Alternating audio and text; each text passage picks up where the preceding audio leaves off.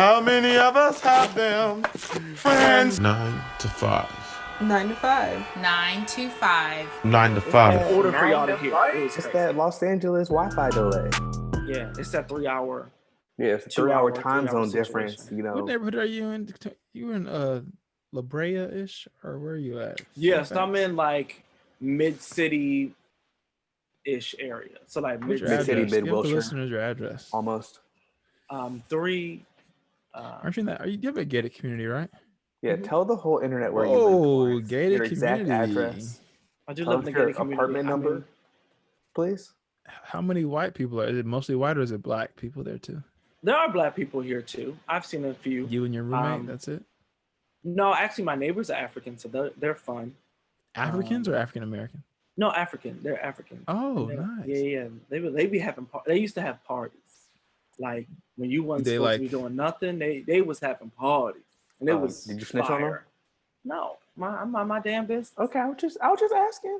Did they ever invite you, or was it this is for Africans only party? It was probably for No. Africans only, because you know how they be. You know, African, you can't This is for come. Africans only. No, it was cool. They were like, "Hey, we have." I was like, "Oh no, Also, the Rona." Africa's a whole continent. Torrance, do you know where in Africa? Yeah, you sound very racist. No, I didn't. I didn't specify a specific place because I don't know a specific place. So Okay. I said Maybe- like are you- Americans. I guess do you know for sure they're from Asians. Africa, or were they just black people Asians. and you're being racist? They were Anyways, playing episode African music. 150, Are you- 156. I'm confused. of Y'all acting like 156. Because this Danny, is a trend. Let me ask you a quick question, tech-wise, so I make sure that my recording isn't messing up. Is the volume bumper on QuickTime supposed to be low or Uh-huh. off? Mine is off. I think Okay, cool. that's just how you hear yourself. Okay, cool. Let's play back. I just wanted to make sure. I didn't want us to be 45 minutes in and realize the recording didn't work. Cause, hey, let me whisper in your ear. Let me say something that I might. Let me do it. I saw a tweet and it was talking about that, and it was like, but music today is so vulgar. Oh, Back in my yeah. day, the YouTuber whispering. No, it's wet ass. They screaming out wet ass pussy. Hey, little mama, let me whisper. Say something I like, my gotta say something. I hate whispering. Whispering is probably like one of the most annoying things. Oh yeah, to me. having somebody whisper in your ear is disgusting. It's really upsetting. It's upsetting. It's like No, just like whispering is much worse than hearing the word moist for me. Those words don't give me. They don't Like really yeah, give me I know cringe. Torrance doesn't like moist. I don't mind moist. I'm about to. I wish I had my soundboard. I wish I had my soundboard. Oh, 'cause I would Torrance didn't like bussin'. That's the word that I'm Torrance also. hated in college. So I'm also. so I thank you all for your time. This has been fantastic. This has been excellent. I took out my headphones and everything. I'm not doing this. $20 that I'm on. And he's whispering, and I just can't. I won't. Oh man. I can't wait to be old. I can just like breathe heavy. Like, That's like from being fat. That like old fat laborious breathing. like when you sit down, like What's wrong with you? this nigga out of breath already. Hopefully we're Anyways, not episode friends by then anymore. 156 of the 9 to 5 podcast, a podcast about work, life, and balancing it all. This is one of your hosts, Danny. You got Kyle. And Torrance. This is now an ASMR podcast. For the next hour long, you're going to hear me chewing gum and putting chapstick on, starting now. Ooh. Give us 5-star A whole ratings bunch of and lip follow smacking us. and shit. Please That don't. last one was awful. Putting I'll be- chapstick. Oh, I will now be eating greens for the rest of the show into the microphone. and cabbage. Ain't nothing worse, boy. Oh, okay. I'll be Anyways. slurping some soup for my end. Yeah. Torrance, what will you be adding to the ASMR production of this podcast episode? Eating Mixing peanut ramen. butter. You Mixing say ramen peanut butter? noodles. Ooh, that'd be bunch hot, of- yeah. Mouth smacking. It's because it's gonna stick. It's No gonna water. stick. just bang. I mean, Torrance is used to eating Popeye's biscuits with no drinks, so I think that he's up for the challenge. I never said that I'm used to eating Pop-Up Torrance- biscuits with no Torrance drinks. actually prefers eating Popeye's biscuits Dry. All you need is a little strawberry Dry. jelly. You be all right. No juice. Gelatin No is milk. not supposed to be your drink, sir. I didn't say it was my drink, but I'm saying on biscuit or any cornbread or anything, you put like a butter, a jelly, a jam, or something. I've seen Torrance wolf down 3 Popeyes biscuits in under 2 minutes Wow, boy. with no accoutrements, nothing added on to it. What a time to be alive. Yeah, follow us and all that shit. 9 to 5 podcast with an S on Instagram, Twitter, and Facebook. While Torrance continues to eat greens on his end. Kyle, can you give us a black fact of the day? Yeah. Monday will be the 18th. So on January 18th in 1975, The Jeffersons premiered on CBS. Rich black people. I wish sitcoms were still cool. It's just so hard. I feel like it's just so hard to make them as revolutionary as the shows like The Jeffersons or Good Times were. I agree with that. I think that those big networks are so afraid to push the boundaries, and I think you saw that with how the Carmichael show ended, Right. with like the creative control issue, or even King and Barris with Blackish, how they censored that that one episode. I think it was like post Trump election. It's up on Hulu now. Yeah. You can watch it, but they silenced that. So I think a lot of those like white networks are very afraid to kind of put out that bold content. But I saw that there's a new black sitcom that's around like a wine bar that's coming out on one of the 3-letter networks. I know Keenan's coming out with one. That's like a family sitcom, yeah. So I mean, it's just tough. I mean, Rails was funny on Fox. It was. They don't get enough. like They don't get good shots. Like if they have like a okay like ratings or like a mediocre ratings, they're gone. They don't have much of a They have a very short leash, I guess you could say. Yeah, what is that called? Multicam. The multicam Insecures sitcoms. and the Atlantas of the world. I think those allow you to be a little bit more engulfed into the universe. But shit, Tyler Perry has so many different little multicam shows. Yeah. So I mean, there's formulas, but as far as Tyler Perry shows, the impact of the shows, cultural impacts, unfortunately, they're pretty low compared to some of these other shows. I'd agree. I don't really. I'm trying to think of the last like 3-letter network. And by that, I mean like over the air cable, the CBS's, ABC's, Fox's, that matter. The last like super culturally relevant black show on one of those. I mean, networks. Blackish. I think Blackish. Yeah, Blackish. It's like the only recent one in the last 10 years, right? Like realistically. For black people, yeah. I Yeah, mean, they did do Fresh Off the Boat. I'm talking about specifically for black people. It's okay. Yeah. Yeah. So I mean, I don't know. I feel like those other networks they give you, like you said, they give you a bit more of a runway, like FX's and the of course HBO's and those sort of like major, premium channels, if you will. Yeah. But like other networks have that sort of space, but because the audience that they're looking for at the ABCs and all those other places, It's an old different. audience. yeah, it's not. They're like, our viewers don't watch this. Yeah. So we're not going to do that. And also it's interesting from someone that is thinking about becoming, getting in that world of making content, shit like that, is how much platforms matter. You look at a Cobra Kai, or you look at what was that show that was on Netflix, and it was originally on, I think, Lifetime. Yeah. Or some of these shows that are, one network is kind of like an L, and all of a sudden it gets this push on a Netflix or whatever, and all of a sudden it's the biggest thing for the next month, and then they get another additional season. Well, off it's of like something that was even like Schitt's Creek. I was about to say that was Or just it was free. on like Pop TV or something like that. And I no remember one has. watching it on Pop TV, and then when it got to Netflix, that's when it really blew up. that's when it went really was crazy. was straight to Netflix, I think. Mm-hmm.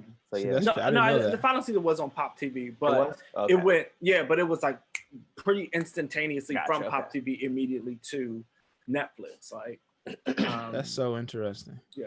Yeah, that's wild. I mean, shit. Look, I think that the other issue is that with streaming wars, people have become so, or companies and networks have become so protective of their content. For example, there's a show on CBS. CBS has their own streaming service.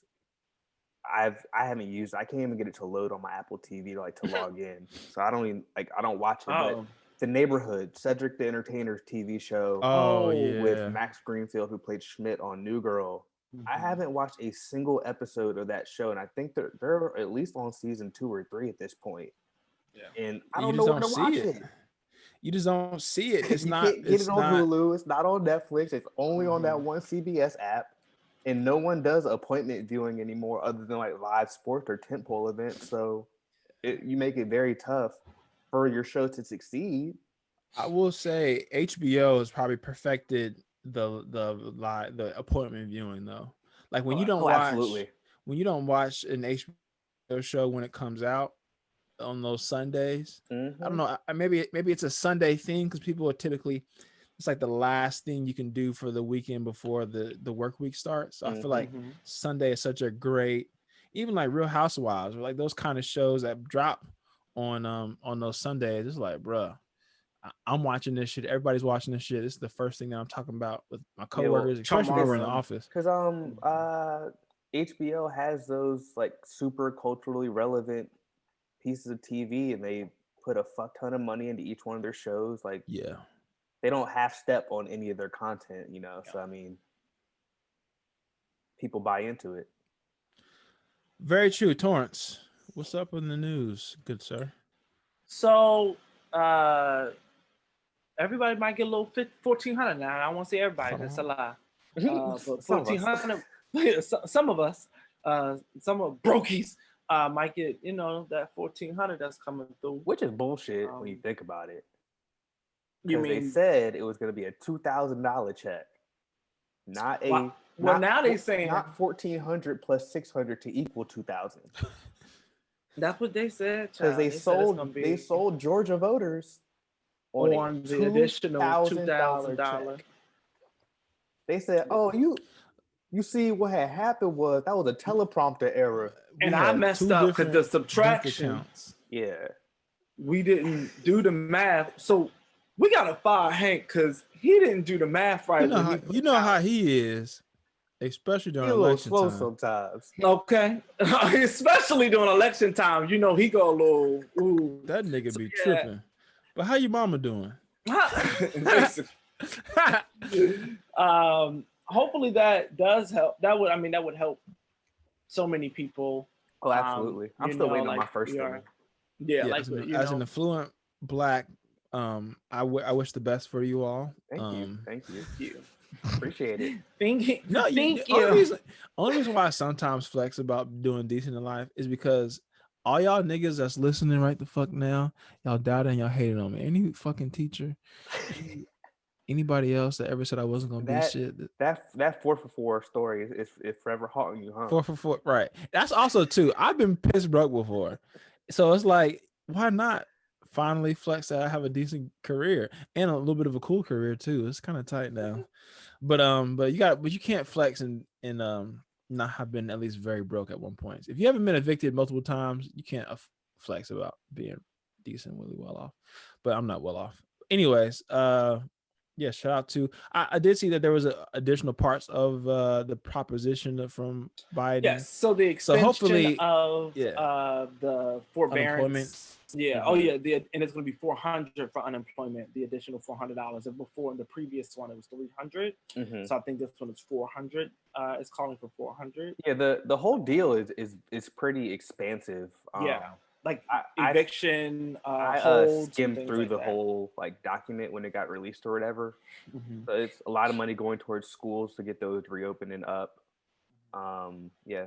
Forbearances for evictions and all those moratoriums. It sounds good now. Hopefully it can get passed. Yeah, so I would just hope that, all jokes aside, I think you never trust a politician whether they're Black, white, or purple. Correct. They're politics. But I would hope that we don't just look at, we didn't get that 2,000, we got 1,400, and forget the other things that, like, even if they did lie, and they probably did, and they bent the truth for sure. But if there's other things that are going to very much, whether it be student loans or unemployment, like if you need the stim check, there's a decent chance that you might be unemployed. Like, so all these different things, or you might be able to significantly decrease or eradicate your student loan debt if there's a little bit taking off. So, all jokes aside, I hope people like legitimately look at the whole picture. And I was so sick of the think pieces that were going on, the TED Talks that were going on about like raising minimum wage to $15. I don't understand. I saw that. Bro, It makes 0 sense. I literally didn't even have the time to truly delve into how fucking stupid, how fucking dumb people have to exist to literally be up in arms and be like, teachers get paid this much. You can't make someone who makes your sub give them the same amount that teachers make. Maybe your teachers should be paid more. Why not talk about that? Why not go from an angle of paying people for what they want versus let's keep everybody down? When affluence, when people who got that money, the idea is to keep everyone down so that I can continuously go up. And I didn't have the time to sit down and I couldn't. No one goes up in arms when CEOs get their golden parachutes when they get fired, bruh. Or look when Jeff at Bezos makes billions in a week. You look at these people that are making, so even if it is in stock, some of their wealth, there's still a way that that money, that worth can be distributed. And I feel like somebody who has finally settled into their career a little bit and been doing okay and doesn't have student loan debts, you'll never ever hear me say like, oh yeah, niggas don't deserve more money or they don't deserve student loan forgiveness, like stuff like that. Like, sure, I can give you reasons why maybe we should shift money to different places, but like you said, at the end of the day, if I'm making $20 an hour and I want people to still make $8 or $9 or $10 because it makes me feel better, that's idiotic, bro. Like you said, even if you are making sandwiches, if I know that someone's making enough money to be able to pay the bills and they're gonna at least put pride into making my fucking sandwiches. Look how like fast food is now in today's society. People don't give a fuck because they're making $7. Or even that, or even just like going to a CVS, or like you go shopping now, or even before the pandemic. It's a horrible experience 90% of the time because no one takes pride in these jobs anymore. Well, the other thing is the pandemic has shown that all those people are essential workers. That we do all this bullshit around praising essential workers, but when it comes time to pay them more, you want to lose your damn mind. You want to get alligator arms with something that's not even coming out of your pocket. These fake tech jobs take away from their money. It's not. I'm a customer service rep for Wooty. Well, I'm an account executive and I'm selling bullshit technology that people don't necessarily need. Meanwhile, you got people feeding our communities, teaching our kids, cleaning, and they feeding you. They're feeding you. Like when you're sick and tired of cooking, you call these people to make these things. Like you pull up to this drive-thru to have them give you what it is, right? Like there's virtually nobody who is in that space who's like, oh no, I don't eat fast food, or oh no, I don't eat at Chick-fil-A, or oh no, I don't eat at this place, or order DoorDash or Uber Eats or whatever. Like these people deserve to be fucking paid, yo. These people and I never understood how people can be so like selfish. Like that's some selfish shit. They're the same and hateful shit. They're the same as the well, I paid off my student loans, so I don't think anybody else should get forgiveness type of people to me. Right. They're like in the exact same boat. It's a very selfish mentality. And I fucking hate people like that. Like honestly, if you're out there and you're listening right now, I hate Let's you. Fight. I'm gonna say something that isn't appropriate because I have people listen to this. Give us some edge, Torrance. No, y'all don't. No, I'm gonna get in real trouble. But yeah, I couldn't not say that because that was a huge topic of conversation on Twitter for like the longest time, and I was like, "This is." Fucking I saw it for a hot second. Very close to muting $15 for forever. I was getting tired of seeing it constantly retweeted across my page. It's just There's gonna be a lot of people that it's.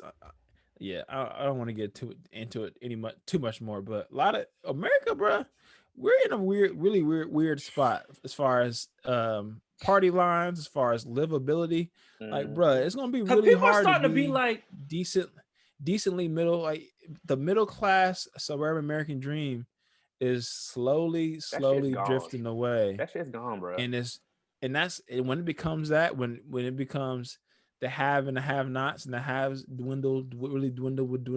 Like, trust me, I'm all for. I invented Amazon, or I invented iPhones. I should be extremely wealthy and have a fat ass crib and cars and do what the fuck I want to do, but and not have to want for anything.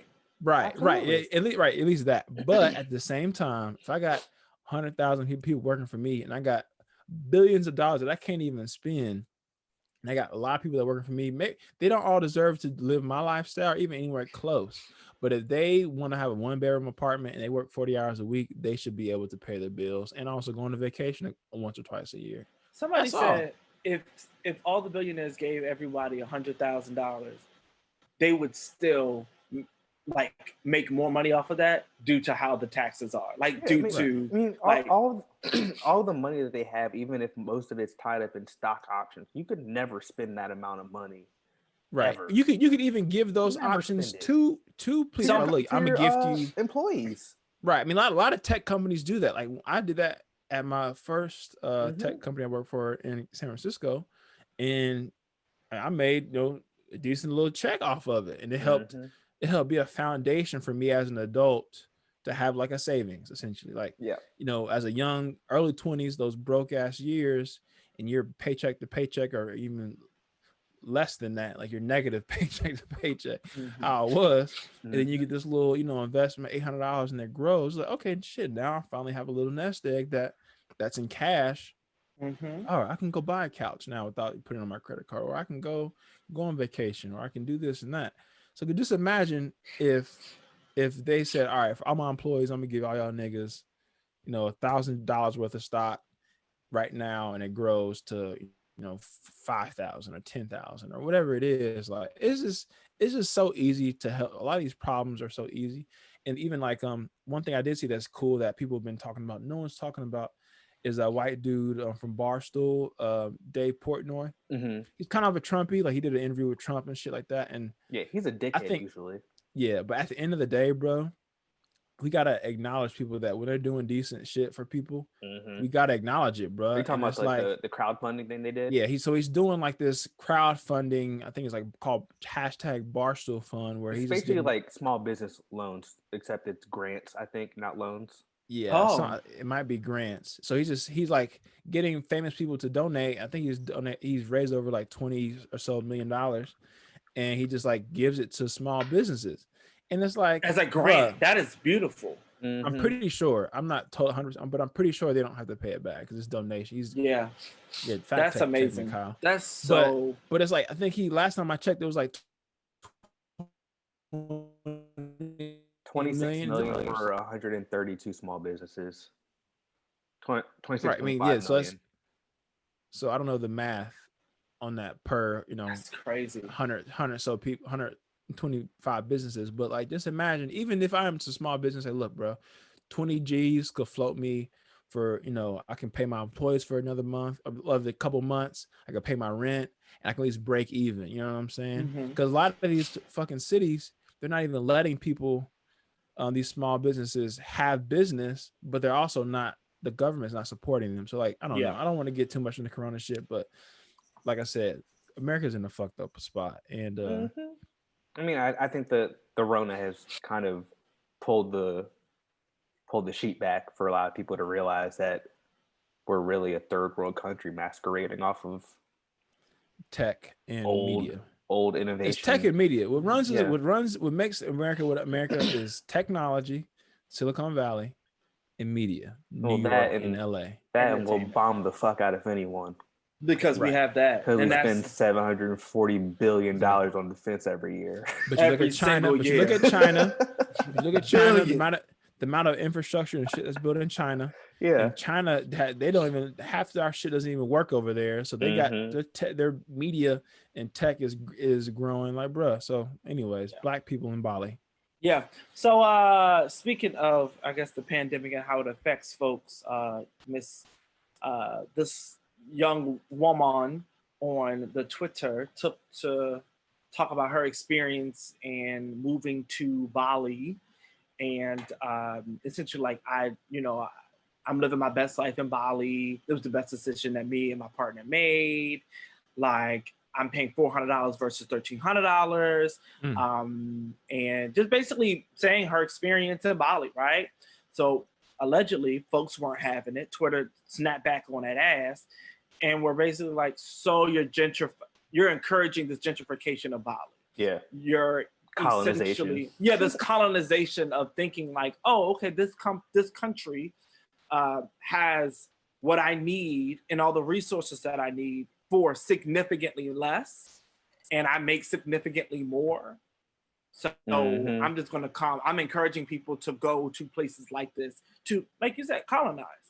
Yeah, it is like an interesting, like when I first saw it, it just seemed like one of those like feel good tweet, like viral tweet threads or whatever. But then when I saw people like actually like digging into the meat of it and like what it really meant, their critiques made sense. You know, I try not to dig that deep into people's shit because it's like, that's life. I'm not living it.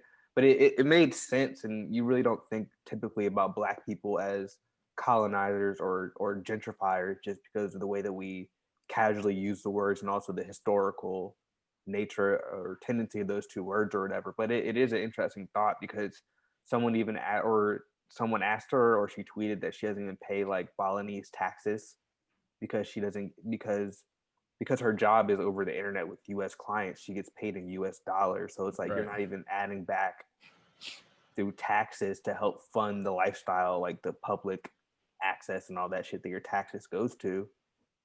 What are you giving back to the communities that you're living in? So it was an interesting point. People going back and forth. We talked about this a while back, but like intersectionality, there's levels to this. There's levels to being a old worldly, old money white person to being a Black person who maybe has some old money, and there's levels to being a first generation college grad. I'm making six figures and whoop. And I think that we people on Twitter just get pissed off sometimes for no reason. But I think those points, to your point, Kyle, it's like, I don't give that much of a fuck. But in totality, I think they're somewhat correct in their critiques that like, you would be the change you want to see. So like, I think it's dope. If America's super racist, you want to go somewhere else with people of color and live large and post up, and then damn it, that's probably your right. Because a lot of niggas say, if you don't like this country so much, why don't you leave? And she fucking did it. Yeah. But at the same time, is that, if you start pricing people out, if you tell other people to do it and you pricing people out, now it's 20 of y'all doing the same thing and none of y'all are paying real taxes.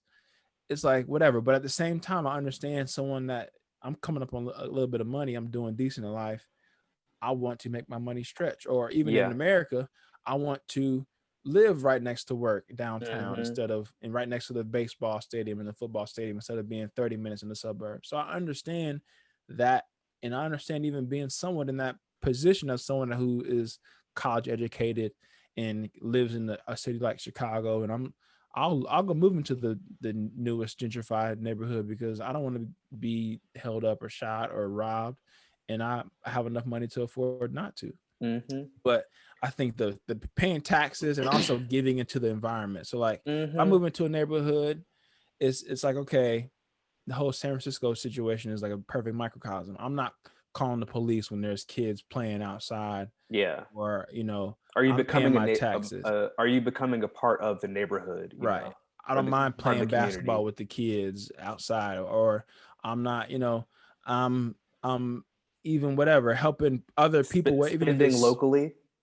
Yeah, spending small businesses, like all those things that when you're part of those 10 blocks or wherever you live, when you live there, I think that's important, bro. So yeah, I think it's natural for us to try to come up on spaces, but it's just how you treat that space. I think it did like raise an interesting point about like the expat life, because I have a couple of friends and people I went to high school with that are expats, and some of them live in Asia, some of them are in Europe, and they're in different spots. But I think like kind of raises an interesting point about picking where you choose to live that expat life. Like if you're living in a technically third world country or developing country or somewhere that really the country's like economy relies on tourism, versus Right. having like other industries that it depends on. I think that those are two very different things, because when a country relies strictly on tourism, you know what that's about. Like they're catering to American and Westerners every needs, and they put them above the needs of their own people.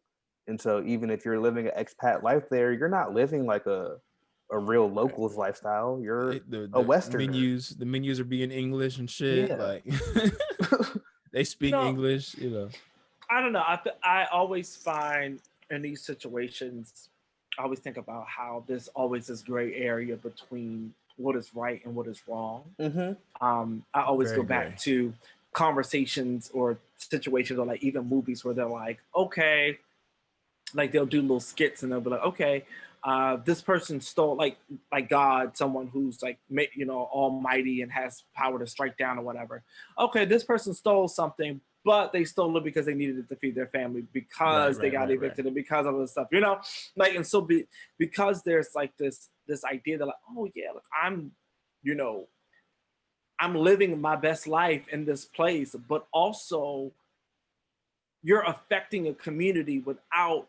It's not your intention. It may not even be a malicious thing, but these are things that you have to, these are things that you have to think about, or as a socially conscious person, that when it's brought to your attention and it's brought to you, how you gonna act, right? I doubt that this young lady thought about that. Her and her partner thought about that, because when I was reading the thread, she was like, her life went to shit or whatever, so they decided to go there for 6 months to kind of like recenter and regroup themselves, and then the Rona came, and then they ended up staying. That's the thing, but that's also the thing. A lot of white people don't think that. You think how many people that live in Brooklyn right now that are white? Yeah, they don't think about that stuff. They don't think so.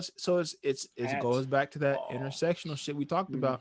As a black straight dude, a lot of shit that I don't think about, or the privilege to not have to live in that space. Right. Yeah. So it's just like you just have to be mindful of that shit. I'm not like a super sensitive super liberal. Everybody, have my pronouns in my Twitter, whatever. But at the same time, you got to be mindful of that shit. That like if people are suffering or want to be called something or living through something, nigga, be mindful of it. So I don't think it's worth me tweeting about it and get in an argument with somebody. But I'm not gonna retweet her and be like, I don't are you kidding me? On the internet. You are that's destroying. Like, no, I like my piece too much for that. Yeah, there are certain things I don't have the time for, and that's probably why I am not Twitter famous, because I don't be having the time for this bullshit, bruh. That's why I don't have it, because I'm like, people be like responding, going back and forth, people be engaging. So absolutely not. That you lost me, bitch. Ignore. In sports, Harden went off. He did. I had the football game on one screen, and I had the Nets on my laptop last night watching dual sports, because I had to see his first game, even though Kyrie wasn't there. He 32 point, 34 point triple double. Yeah. Kev I said this on the pop-up TV. You put KD, give KD another top 10 player, and is problems. Period. Yeah, if they can stay healthy, it's gonna be nasty. Because KD is a top 2 to 3 player at worst on his worst day, and you give him another top 10 player, it's damn near curtains.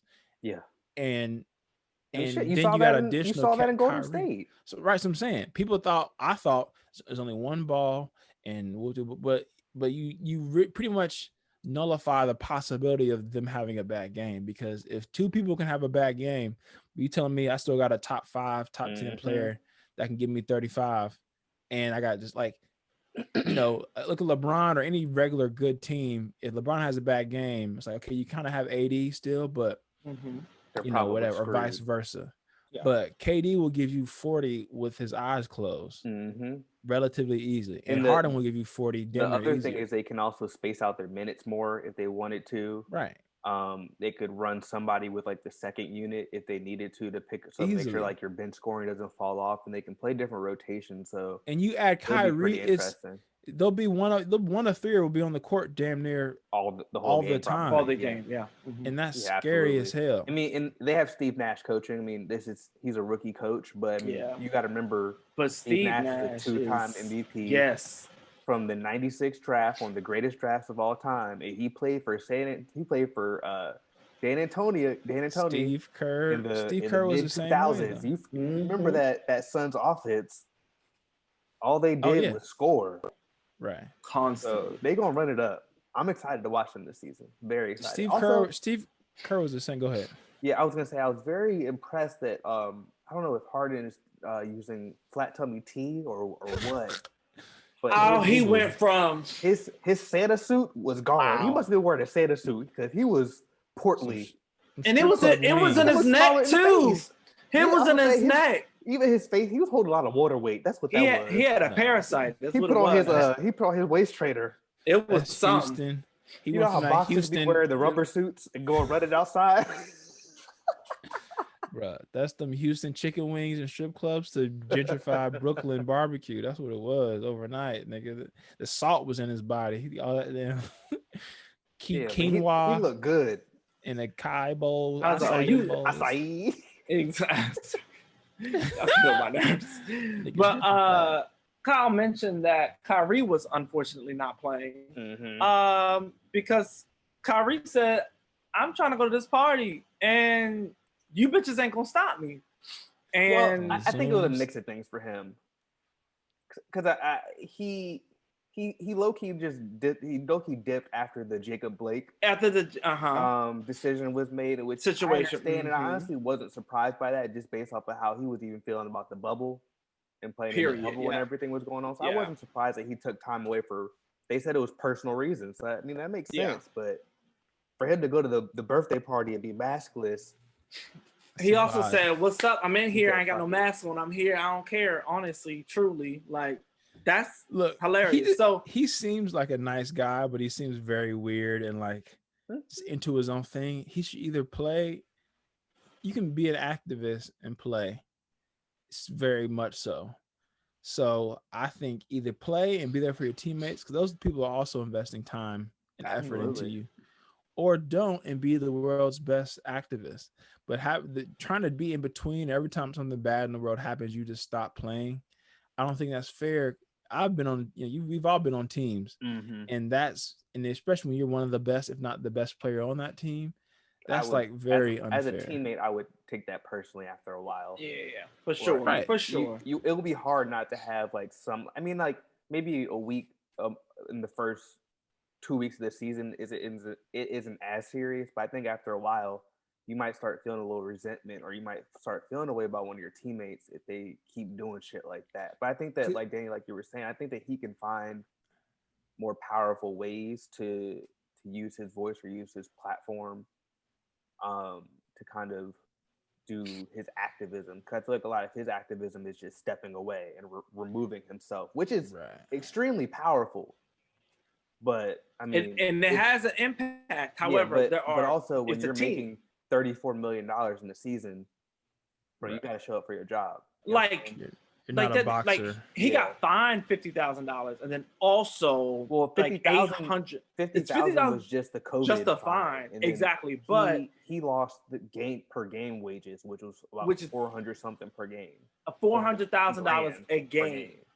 Yeah, and it's up to 2 games at this point. Yeah. So now it's $816,000. That's so much fucking money. Do you know how much money that is? What are y'all doing? I can't it's hard for me to fathom being fined that money and being like, oh well. Being like, I guess we can just move it from checking to savings. Yeah, I think we can just. Actually, you know what? Not that account. Don't touch that one. Touch the other one that got more. That one got more in it. Like the fuck, nigga. Don't. The fact that is the conversation that he had with his accountant. That's that is. It's a different level of dollars. I'm all for activism, but bro, either play or don't. You got a team, and that's not cool. If we were talking about a boxer or an Olympic athlete, or a tennis player, somewhere where I'd be having a totally different. Serena Williams, I'd be having a totally different feel or vibe about this. But team sports are so much about team, similar to James Harden shit. It's like you pissing a fit and doing all this kind of shit to get changed teams. It's like, bro, your teammates very how selfish. you saw how upset his teammates were in Houston. You saw Right. Boogie talking about it. You saw John Wall talking about it. They were like, bro, Disrespectful. we're 9 weeks into the season. You disrespecting We the just fuck out of got us." here. Yeah, like this. Yeah. Anyways, football. Yeah, football stuff. Y'all want to talk about that? Because I don't know dick shit about yeah. that. Chiefs won. Patrick Mahomes went out. We'll see what happens. Hopefully, Concussion. Honestly, I think something's happening. There's something in the water. There's a bunch of racism happening. How we had the last 2 black league MVPs go out with concussions back to back nights. See, it's the MAGA tackles. Brother, you got to open your third eye, brother. Something's happening, my brother. A lot of y'all don't have your third eye open, and it shows. Listening to this fucking podcast. Yeah, I don't know. Green Bay will know the. I'm sorry, who is it? The Bucks are the Bucks Saints. or Saints. Green Bay will play the Bucks or Saints. They're playing right now as we're in the booth. The Bucks. Hold on. Buccaneers. No. Tampa Bay Buccaneers are playing. Tampa Bay is playing. Oh yeah, right. I'm the sorry. Saints. Something. First of all, my head first went to Milwaukee. I'm like, this must be a typo. And then my head went to Jameis Winston. I'm like, what? I forgot Tom Brady. On the Saints. Right. For the split second, I forgot Tom Brady. Tom Brady. Yeah. I'm like, I just never. It's been so long since we've seen the Tampa Bay Bucks as a playoff team. Yeah. This far as like 0-1, maybe. Oh my God. Yeah. This far in the playoffs, at least. Those old squads. Like when they had Mike Allstott, Lynch, fucking what was the linebacker's name? They had a squad too. Yeah. Anywho, entertainment. So entertainment, Bow Wow. I ain't never know nobody say what everybody do is I've never seen someone take so many L's for like low key various dumb reasons. Just living 2 this week, or he's had 2 L's in the past 2 weeks. I saw some clip of him talking about chicks he fucked. Bow. It disappoints me how corny Bow Wow became. He was supposed to be our generation's next prolific person, because he was acting and like moving in that genre. He was too big, too young. He couldn't hold on to it for that long. It's just corny. It's not even that like you had to still be making great music at this point because your legacy is set. It's corny. It was good. It was solid, Bow Wow. Like we were rooting for you. We were all rooting for you. Like what the hell, bro? Yeah, damn, bro. First he had 85 women on a 10-foot dinghy. Thighs touching, sir. I don't have no space for my fucking thighs. They couldn't nowhere to piss. They couldn't even like. Yeah, there was no bathroom on that boat. It was like one of those like 1-story. I'm gonna call it a dinghy. It wasn't even a story. It was a fishing boat. Yeah. What nigga get his fucking bass? It was like Bass Pro Shop. It was one of those. This should not go in open water boats. This should stay on a calm lake or in the marina. A man-made lake boat. This nigga had. He was in the back holding the engine and shit with one hand, like nigga to steer. I saw another picture of him like the boat was docked. It was he then he got a yacht and the boat was yacht. It's just disappointing. Bow Wow, you were supposed to be the chosen one for us. All of our sisters and cousins loved you as a fucking child. But then he bounced back with a sold out concert in Houston. And I just want to know, Mask. In the year of 2021, our Lord and Savior, in the year 2021, who is going to see Boward Woward in the middle of a panoramic? Who about to pay? You mean to tell me that you went maskless to a Bow Wow event in the middle of a pepperoni? I guess a Millennium Tour. Because I think there was people outside waiting in line too. And so, I mean, with different kind of girl. Like, shut up. Bow Wow I was rooting for you. He does. I'm not even safe. Atlanta still has like a solid like 2 weeks to go off because they want us to send it. But Houston, he did shit. Houston, what y'all do? Y'all don't deserve. Keisha Lance Bottoms got the Atlanta on lock. Houston did nothing but cheat in the fucking World Series. Yeah, that's a damn shame for them people that have been risking their lives. I understand the entertainment. It's rough out here for the entertainment industry. Y'all make 0.0000003 cents per stream, and you can't tour. But I need y'all to find more. Stop selling some merch. Go on Cameo. And that's the thing. Please When your name is do attached to something, shit, but, you can like, sell things. Y'all are Like being you a can. public health nuisance by doing Tiny all these desks, damn shows. virtual Please tiny. stop A it. lot of comedians are doing. A lot of Mhm. comedians are doing virtual shows Mhm. and little. You pay $5. Yeah. You It's can get a just. little bag. It just shows that people cap way above their means to the point where you got to do shit to risk a lot of people's health. Yeah, And that's a like, this is shame. dumb. And It's dumb as truly a hell. shame because if you're making that much, tens of millions that he probably made in his lifetime, if not way more, Like, bruh, you should be able to. For an artist of his longevity who's also done acting, you should be able to go sit for a year. And those movies and be still okay. air, and then you get paid when Right. those things come. Like, I would hope that you've been generally taken care of, financially sound enough, or you've had someone, because he's still young. He's in his 30s. He still has someone who was like looking out for him when he was younger. Kind of like what Reebok did with Allen Iverson. We're gonna put some of this money away that you can't touch until you're 40. So you can't touch it until 50. Right. Right. You know what I'm saying? Let's Like, put some away for your ass. Like true. That was the. I was talking about that the other day. Like they literally were like, yo, nigga, like your nigga. mama. Like I mean, this I nigga know. about to Honestly, spend. it was much needed because him and all of his friends was wilding when he first got to the league. Because So. he was buying I everybody. would too, though. If I made that everything. much money, Oh, I had $1 million to waste. Millions. I would legitimately just do stupid stuff. If I had that much fuck off money, y'all would hate me. Y'all. First of all, you wouldn't know me. I say this all the time. You people would not know who I am. There's my new phone number would be given out to about 10 people. Oh yeah, and that's two of it. them are on this. Two of them on this podcast. I'm about to say. So I wouldn't know. Three of them are in my family, and we'll see Your who the girl other 5 invites and, go to. We'll see who else get a text. We'll see who else get. A couple line brothers. That's it. That's it. That's like. Yeah, like, sorry. It is what it is. Yeah. Yeah. But shout out to financial literacy. Shout out to Black people getting money. Shout out to Insecure, one of the best shows we ever. are, ending an era. It's an era. A true like cinematic television like era, because Insecure really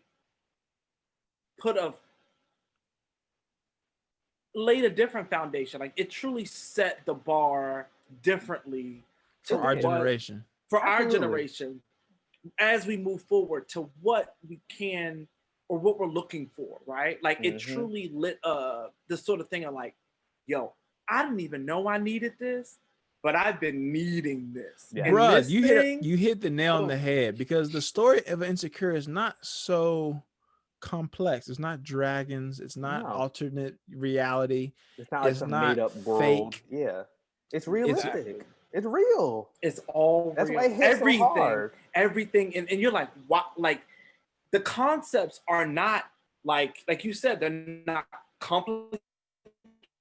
You didn't have to create a brand new world. You didn't have to do dungeons. You didn't have to do anything. Exactly. You didn't have to do any of that. But it was.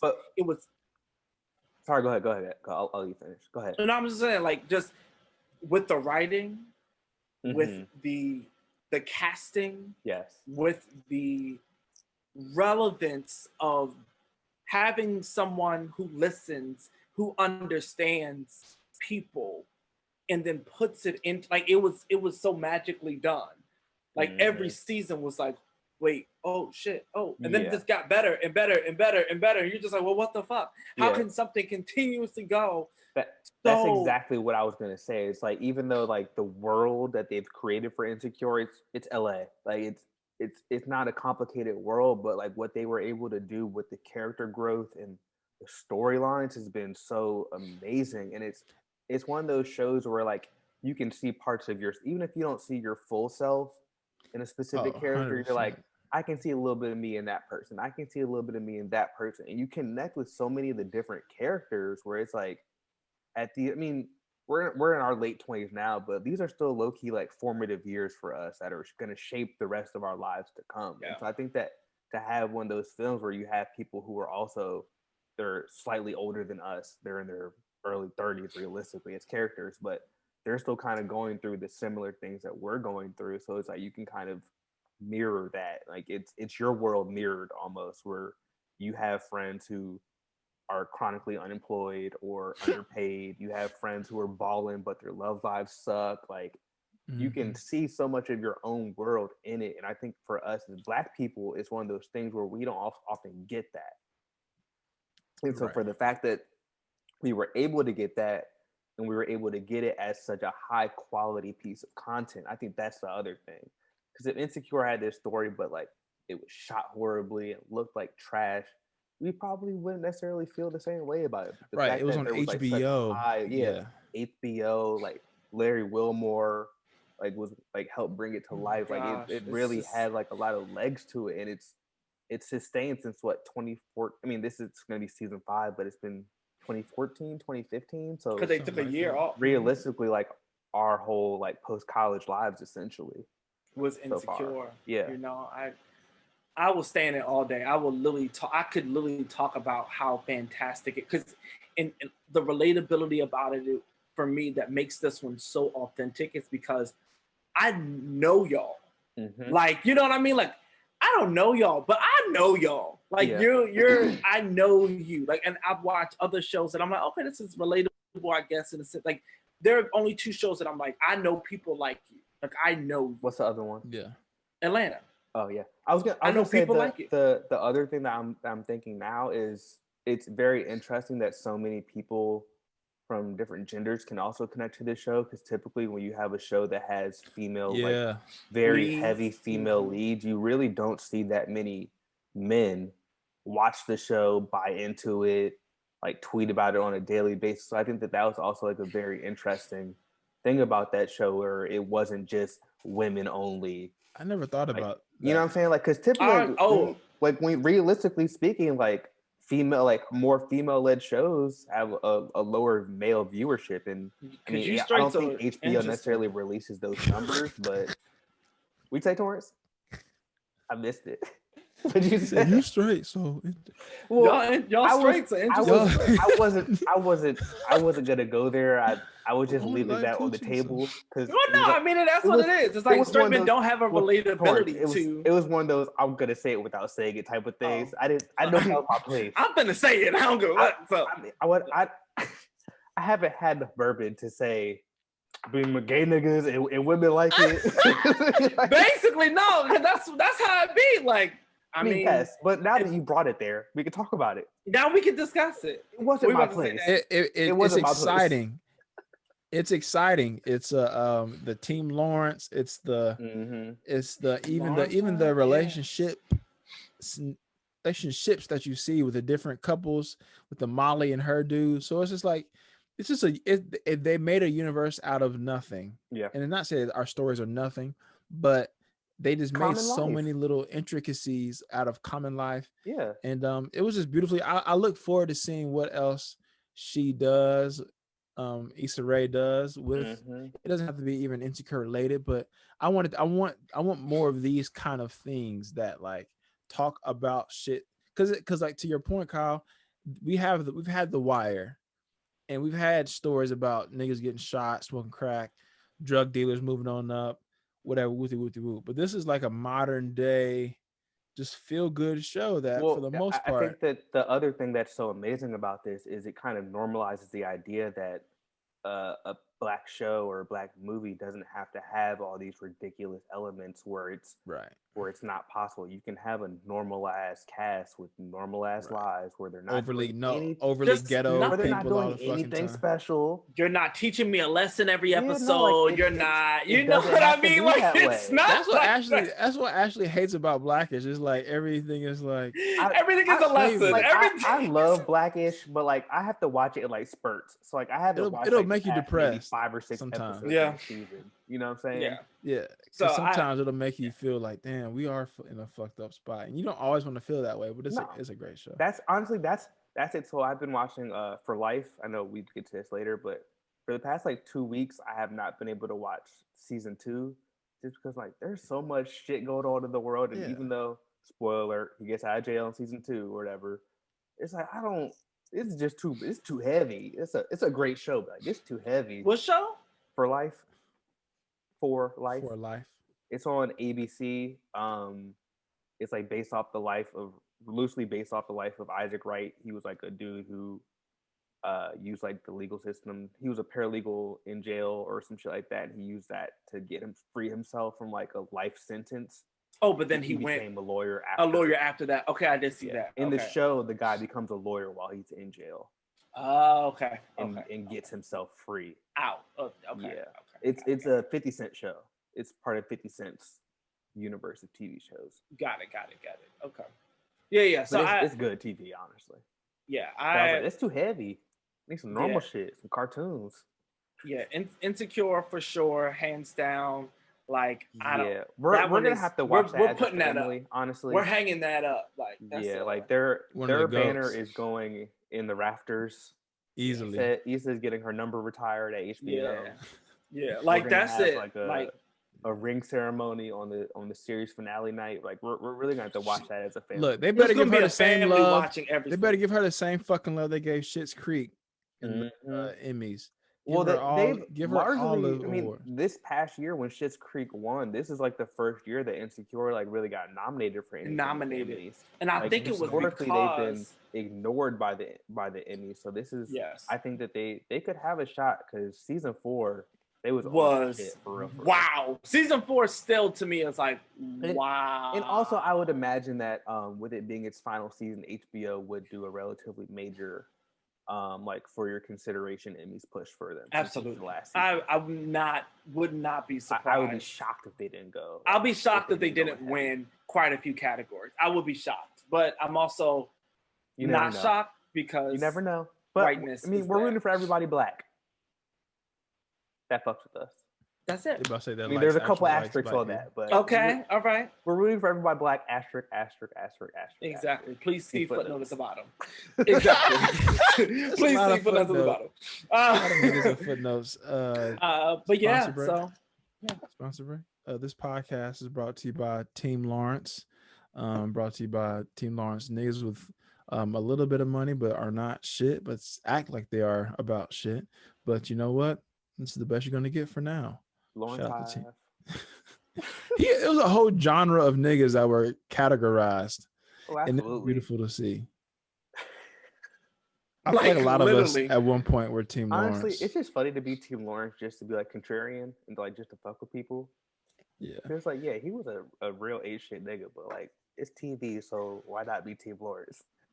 It was a couple of them little episodes before me and Ashley got married. I'm like, hold on, I'll be turning this shit off. I'm about to get them in trouble. In trouble. These niggas on the couch all the fucking time. I'll be on the couch all day too. Daddy, you can relate to this. It is shitty that like when you be watching TV, if something happens in the show, you're like, I'm about to get in trouble for this. Like, oh yeah, this is going to be paid to my household.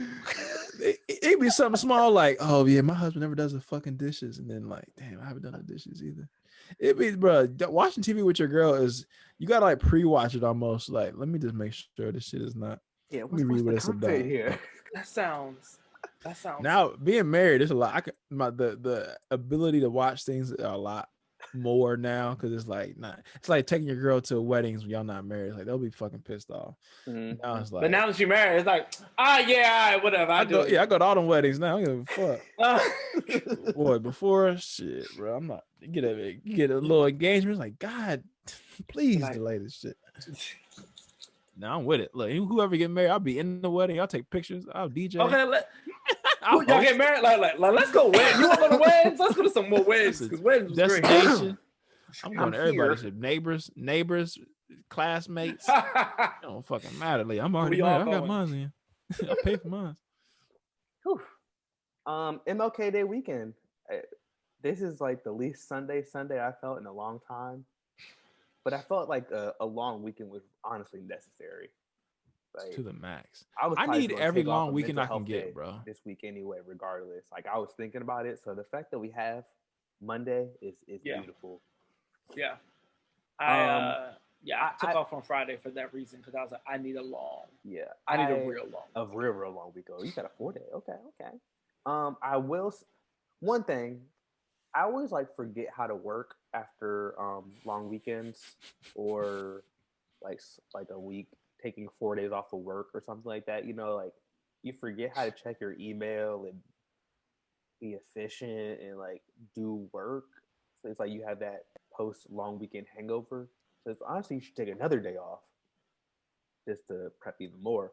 But I was gonna say that Say the less. fact that the I think there's one thing that the coronavirus has really taken away from us in most places, and it really didn't hit me until MLK Day, but the MLK Day parties, I haven't seen any flyers with his face on them.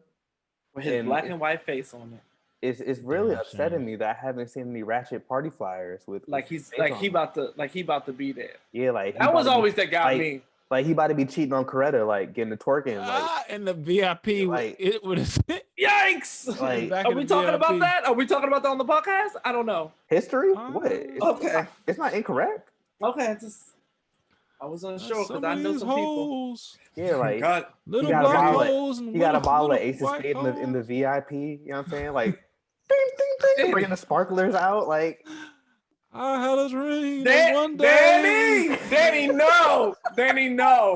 no, this is not in the it. back Danny, room, I get you, no, yes. no, this is not it, y'all. that, Little that white- Jack Nicholas gift I'm I sing all the time. thick Yes. white hoes and thick black hoes will come together Daniel, you In the gotta back. chill, bro. in the VIP section. Shaking that ass, I have a dream. Why are you doing that? Why would you do that to? I did not do it. He did it. You just did it. He did that. I Who didn't did do that? shit. MLK did it. Yeah, I had a dream that one day. Honestly, he I'm probably- not okay. What kind of Magic bars do you think City. he got off? I- Like, do you think that he got some like Go up wild on a bars off? Sunday. Oh, Like, this is embarrassing. Now this Dolores, is embarrassing. now Dolores, you know I'm a married man, so you can't be going around telling the flock about this. One Like, you day think- I'll throw like, some money. What kind of game do you think he was throwing out? It was obviously a white. real good game. I mean, it was also MLK, so he probably didn't really have to do much because I'm sure it Right. was just like a. Show his Was face. Magic Thank you City was for- Magic City open in the 60s? I'm not doing this. I don't think so. I'm gonna say no. Yeah, there are things. There are Could certain you things. imagine? Because on tonight, I'm not doing it. I'm not. Y'all are. MLK making it rain in Magic City. Photoshop wizards, the Photoshop gods. Hey, please bruh. somebody make this happen. Even the strippers like, MLK's he just pulled up You know. in man, the you know, section, Martin's just getting like, just rubbing his hands, like, niggas. Martin, he was actually a very good pool player. And he would be like, no, like our dad ass read this like in his autobiography. As long as fuck, I didn't make it all the way through, but he was like a real good pool player. So he was probably at the pool halls, drinking a beer, getting the biddies, getting some time off from Coretta and the kids and the races. You know what I'm saying? We blew off some steam. I'm thinking about the visual of, you know how like rich niggas, they pull up to the VIP of the strip club and they went to get their money, so they just like rubbing their hands, looking over everybody. imagine, you know how like in all the movies, like there's a long line outside the club, like the velvet rope, and then like the movie star Right. pulls up in like the Bugatti or something like that. Imagine like MLK pulling up in like the 64 Continental, and all the people in the line like, oh my God, it's Martin, it's Martin. Give me I need 2,001s And and then- another 5,000 and in then- pies. And then Malcolm X pull up, Right.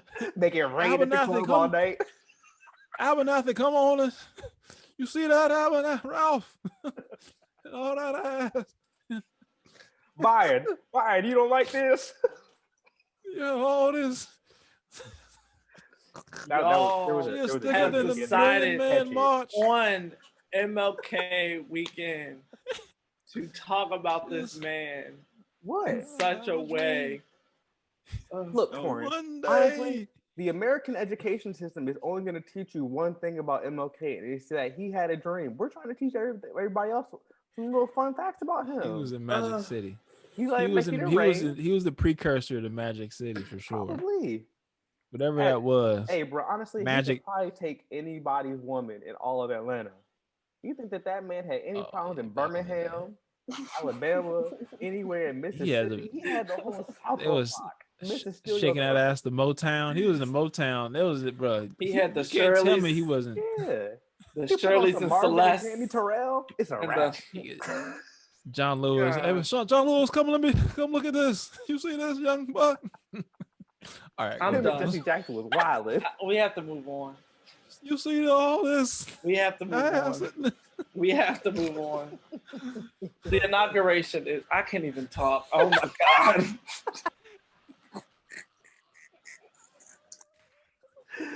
The inauguration is on Wednesday. Oh, I have nothing to give to this. This is awful. Ooh, I can't wait for Danny to get canceled for this segment. That's gonna be crazy. You think for 1 second I wouldn't make this a fucking sketch? That's why I can't ever be famous, because this would 100% be a sketch. Oh, write this down. MLK and Magic Danny, City in the 60s. when we're in all of LA, we're definitely making this a sketch. If you honestly, like, I see it in like cartoon form. Like if you did like short cartoons, and it's just, I just see it like being like those cards. We'll talk about it. Because if Magic City was around, this would have happened. So it's not even like it's that funny. It's real life. Anywho, it's very funny. Inauguration is this week. We've been very preachy, but yeah. Shout out to the National Guard. We'll see what happens. Huh? Yeah, hopefully nothing stupid happens, because you saw what that dude they arrested the other day on Friday. No, what happened? Which one? He had he drove from somewhere in Virginia into DC, and he had like fake press passes to get into the green zone, quote unquote, that they have like blocked off downtown or whatever. And they stopped this truck. They realized his shit was fake. He had a Glock, with a 17-round magazine with one in the chamber, and then like 500 rounds of ammunition. Oh, he was taking everybody out. But aren't you only allowed to have 10 rounds in DC regardless? Yeah. Like I don't know like the carry the ammunition rules, but your gun can only have like a 10. It's a 9+1 magazine in DC. And how many did he have? He had a 17-round magazine. A lot of them are standard like that. But they come 17. Most of them, a full size 9mm will come with 17. But then he had 500 rounds of ammunition on top of that, which in is his a lot. Trunk. And then they arrested him, and then they released him, and then gave him a stay away order. Like, don't come back. So this is a great time to be a terrorist. They have 50 Brazilian, especially National Guard folk in DC. So I don't think white people about to really. White people are about to downtown. I think that white people are really about to, like the true domestic terrorists, like the true white folk for real. They really about to do some shit and get away. See what's going to happen at the state capitol, since they said that stuff was going to happen there. I mean, they're saying that there's more National Guard troops than we have whole troops in like the whole Middle East right now. You know what I'm saying? Like in the actual war zone. So I don't think that anything's going to really happen at the national capital. I don't think it. Because they also have so many roads closed off, blocked already, that you really can't get down there. They're shutting down metro stations down there, so it's really going to be inaccessible. Yeah. But I mean, you can't get that type of cover to every state capital. So I'd be more worried about some of the random state capitals. These white people are really about to make some shit happen, and it's be awful. Realistically, nothing will happen. But I said this. I would have said the same thing 3 weeks ago about people storming the Capitol. Start shooting some of them, and then I still feel firm. I stand firm on my take last week that I would have shot people if I was at work. Absolutely. If people were storming. Even after knowing did you not listen to the interview on CNN where they interviewed some of the like DC Metro police officers who got caught up? Like vaguely. There was like one dude was like, I thought about pulling my gun, because then they probably would have killed me. So I tried to apply to their humanity. Nah. I saw that. I would have took 6 or 7 of them out, and if I went to, fuck it. Because I saw he said something about they were like, kill him with his gun. Mm-hmm. And I said, as soon as I would have heard that, I'm emptying my clip. Some of y'all say less. Say less. That's the thing too. Y'all ready? If the bullet's already shot, you can't kill him with my own gun. There's no more round. You better have, and if you have a gun, I'm already in danger. Yeah. So I would have. My clip would have been empty. That's all. Tied. Yeah, I mean, because they talked about the black guy who was like leading people away from the main space, but apparently Pence had just been there, and so that's why they were calling him a hero, because he directed the mob away from Pence. Yeah, he realized that one area wasn't secure, so that he baited them to come after him. to come after him And to he like another ran area. up the steps to Up the the other area, stairs. away from the unsecured area. Yeah, But he could also have been shooting those motherfuckers as he Yeah, ran he the could other have. way. He I could have like shot that one of them idea. and then ran in that direction too. That would have worked just fine. Because one I of them, like bro, that the fact, idea. because I don't know, I just think about if I have a gun on me and someone approaches me that is trying to hurt me, that gun now becomes who's going to get to it first, who's going to use it first. Because if they swarm you, And- you're not going to be able to get to it. The first thing they're Right. going to do is go after. Like, And if I'm mob you and shooting, go after your I gun. doubt they're going to be. I don't know. Who cares? Why are we working through a penny? Is this? Yeah, it's like so. They're just because like work life and balancing it all. Just wanted to talk about work for the first time in a long time. But I think it's like a very. I don't know about y'all's like workplaces, but like acknowledging what's been happening. Like for example, when the riot at the Capitol happened, that happened at like 1 or 2 o'clock. I literally had to go onto a phone call where I had to be on video at 3 p.m.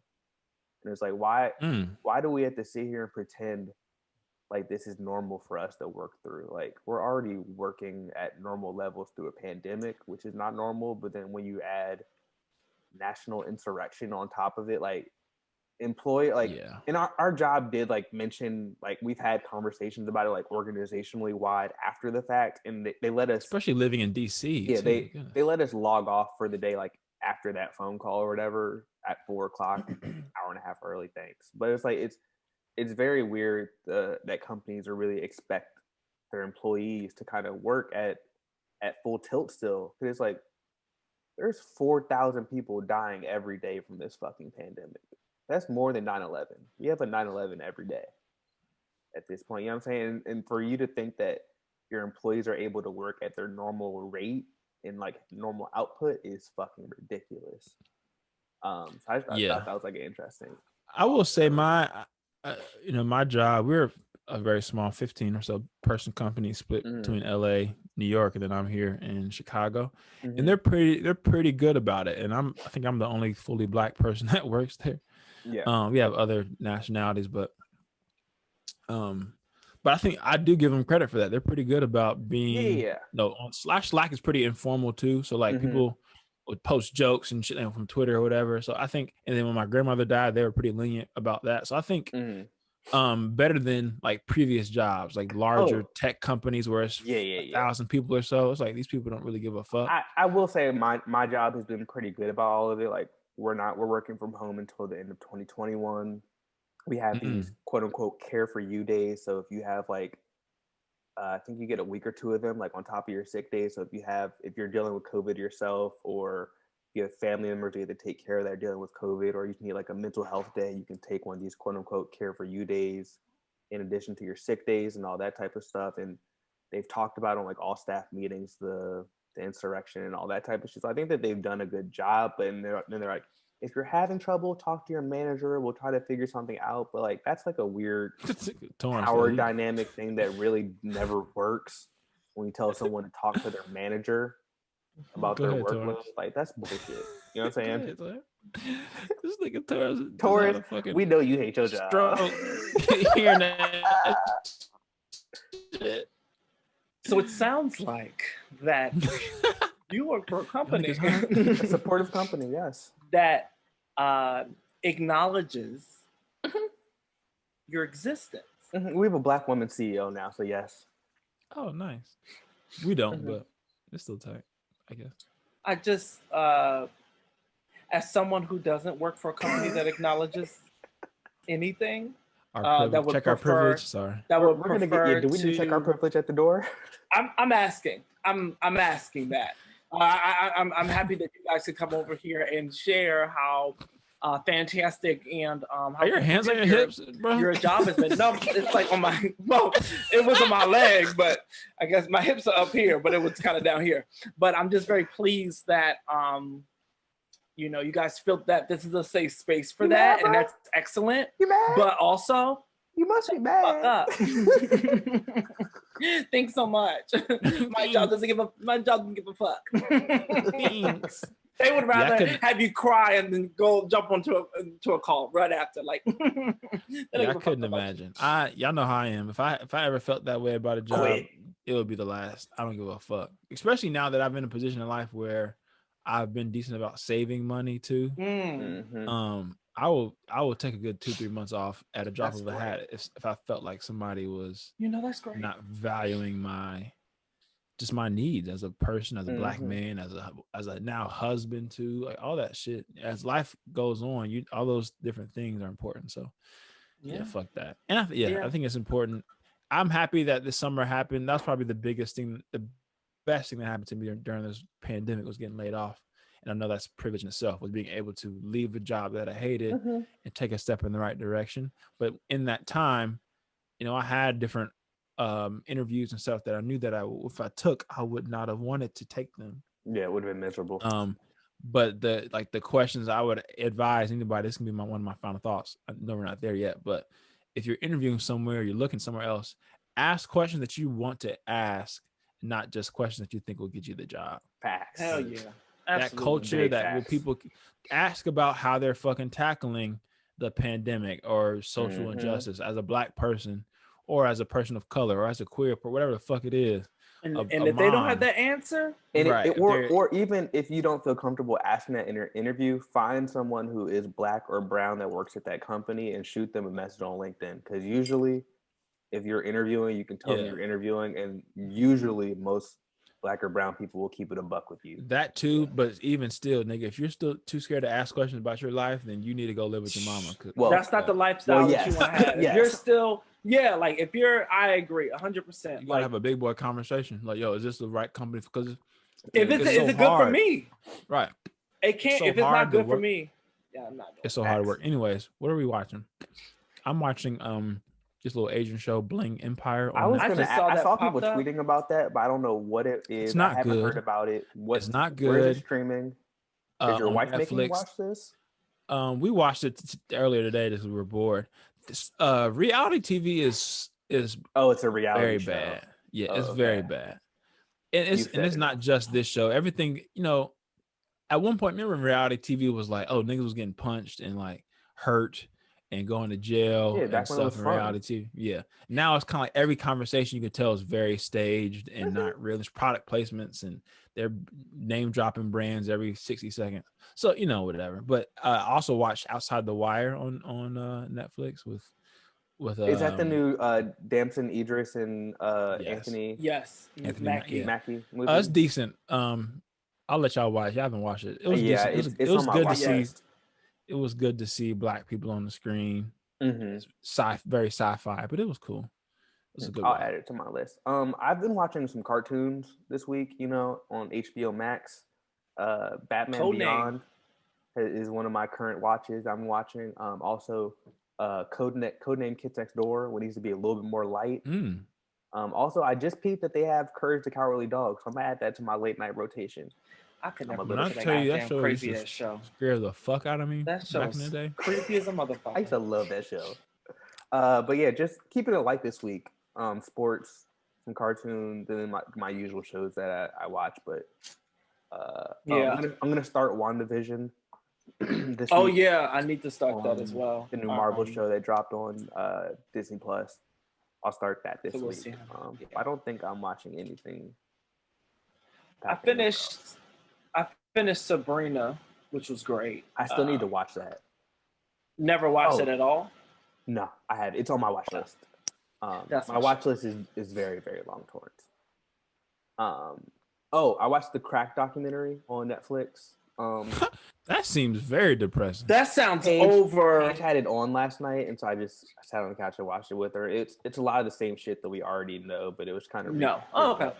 It was a decent documentary, but I mean, I appreciate people trying to tell our stories about how fucked we are, but like also I already know how fucked we've been, how fucked over we've been. Like what's the Little Park 5 or Central Park 5?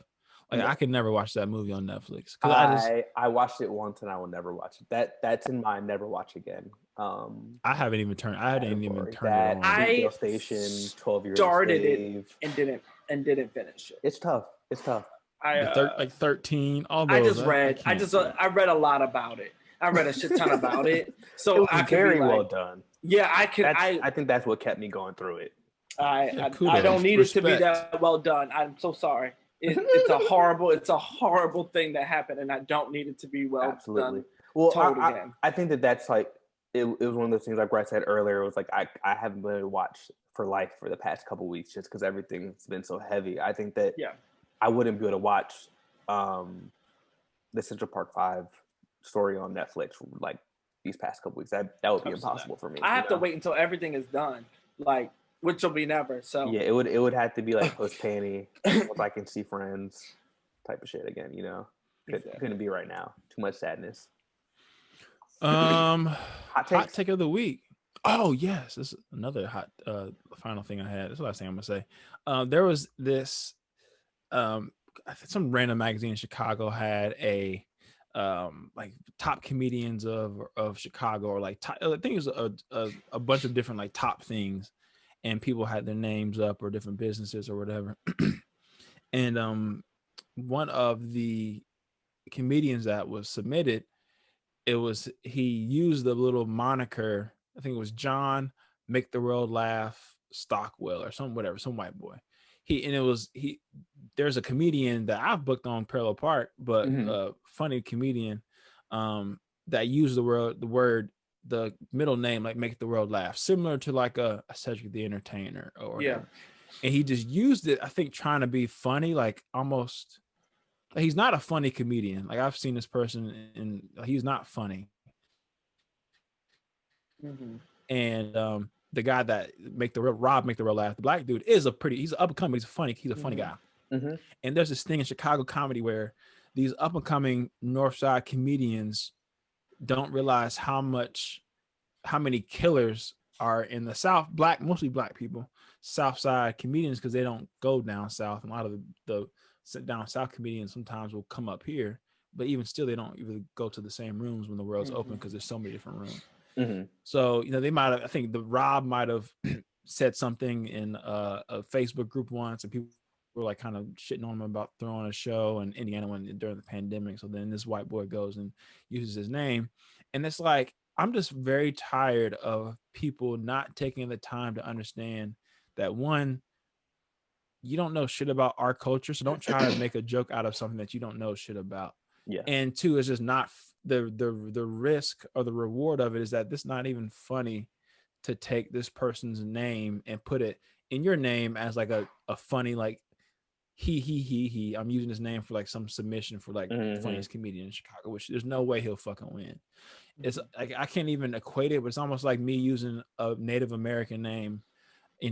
Danny Tomahawk Sellers or fucking whatever, Danny, some Jewish name, Barnstein. So like, it just is fucking stupid. So I'm just like, it legitimately bothered me so much when I saw this. Cause it's like, you don't know shit about our culture. You're not even really a funny comedian, but you're trying to like get laughs out of something that in the black culture, you look at, like I said, Cedric or Earthquake. That's a thing that we do within our nicknames in comedy, especially those urban rooms that, like, to a degree, that's all we have. The Wildcat. There's all these different names of cats that, that's not their fucking name, but that's not funny for you to like just use their shit. And it's lame. It bothered the fuck out of me. And it's like a lot of these motherfuckers, I realize that are comedians, quote unquote, were losers in high school, losers in fucking college. They did improv for 6 months, and all of a sudden they want to be a fucking stand-up comedian. And then they start shows, they book each other on their shitty shows. And it's like, y'all are fucking losers. So it legitimately bothered me that, and I hate to be like black versus white on shit, but it was such a lame thing that wasn't even funny. You don't even know this grown ass man who you're like, quote unquote, stealing his name from. It's like, you're almost making a mockery. It's like, like Taylor Swift, where, or whatever the fuck, one of those little white chicks becomes a rap artist for 6 months. It's Miley Cyrus. Miley Cyrus.